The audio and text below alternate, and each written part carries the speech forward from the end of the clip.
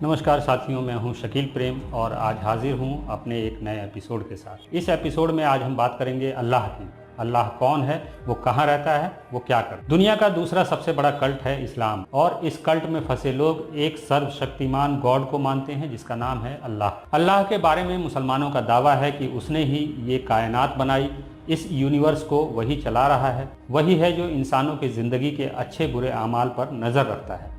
इस दावे के पीछे दलील ये है कि ऐसा उनके रसूल ने 14 सदी पहले बताया था। इसका मतलब ये कि अल्लाह के बारे में पेश किए गए सारे सबूत सिर्फ और सिर्फ एक आदमी की कहानी पर बेस्ड हैं जो 14 सदी पहले मर चुका है। आज 21वीं सदी में 7वीं सदी के एक आदमी की कही गई बकवासों के आधार पर हम अल्लाह पर यकीन रखते हैं। सबूत के तौर पर यदि कुछ है तो 7वीं सदी की एक किताब। सदियों पुरानी किसी किताब के पन्नों में इतिहास ढूंढा जा सकता है लेकिन वर्तमान नहीं।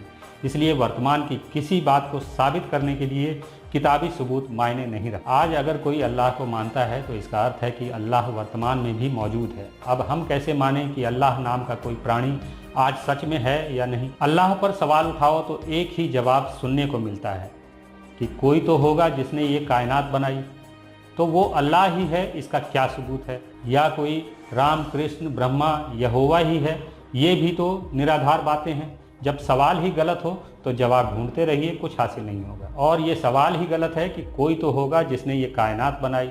सृष्टि में कभी भी कुछ भी बनता नहीं है। प्रकृति में होने वाला हर इवेंट उससे पहले की किसी दूसरी घटना का परिणाम होता है। इस तरह हम देखते हैं कि कायनात में कुछ भी बनता नहीं है बल्कि विकसित होता है। जब बना ही नहीं तो बनाने वाला कहाँ से आ गया?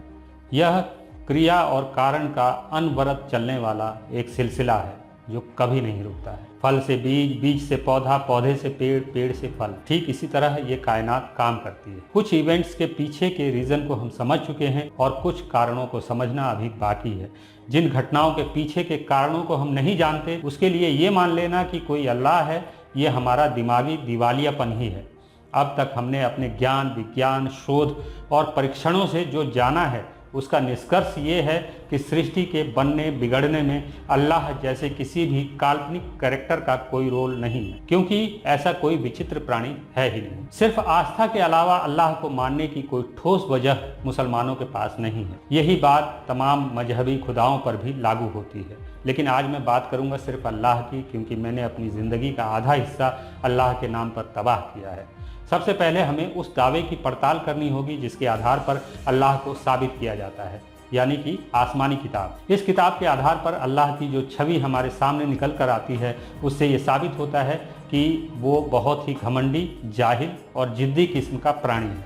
कैसे, आइए जानते हैं। कुरान में वो बार बार एक बात कहता है कि हमने कायनात को 6 दिनों में बनाया, लेकिन कायनात के बनने से पहले वो 6 दिन उसने कैसे डिसाइड किए पता नहीं।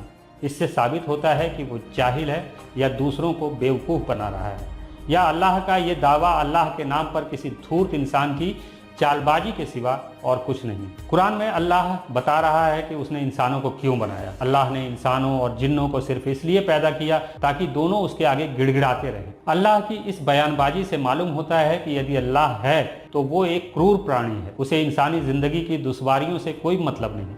इंसान द्वारा इंसान का शोषण या बलात्कार होता रहे वो देखता रहेगा, क्योंकि उसे बस इतनी चिंता है कि लोग उसके आगे गिड़गिड़ाते रहें। और आज तक जिन नाम का कोई भी प्राणी साबित नहीं हुआ। फिर कैसे माने कि ये बात कायनात को बनाने वाले किसी अल्लाह ने बकी है? जैसे जिन का वजूद सिर्फ फर्जीवाड़ा है, वैसे ही अल्लाह का अस्तित्व भी गपबाजी के सिवा कुछ नहीं। दोनों फर्जी कैरेक्टर किसी एक आदमी के दिमाग की उपज भर है। किसी फर्जी किताब की इन मनगढ़ंत बातों के आधार पर जब हम ये मान लेते हैं कि अल्लाह ने कायनात बनाई तो सवाल पैदा होता है कि यूनिवर्स के बनाने से पहले अल्लाह कहाँ था और क्या कर रहा था। कुल्लहु अल्लाहु समद, यानी उसे किसी ने पैदा नहीं किया।